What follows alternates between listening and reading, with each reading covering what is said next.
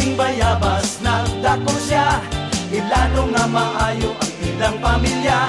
Nasulayan na nato ang serbisyo niya, ato siyang tabangan alang sa kaayuhan. Ang atong piliun taong maligdong, si Enrico Racho atong padagon.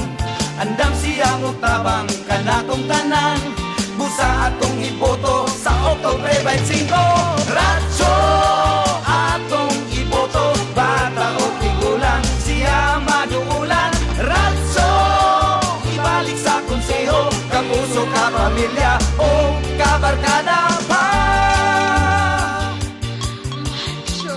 Karong Oktubre 25, atong ibalik sa konseho, Enrico Eric Racho pagkakagawad sa Barangay Crossing Bayabas.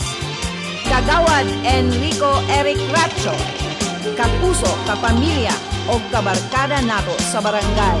Kagawad Enrico Eric Racho. Ang atong piliun taong maligdong, si Enrico Racho atong padagon. Andam siyang utabang kanatong tanan, busa atong iboto sa Oktubre 25. Racho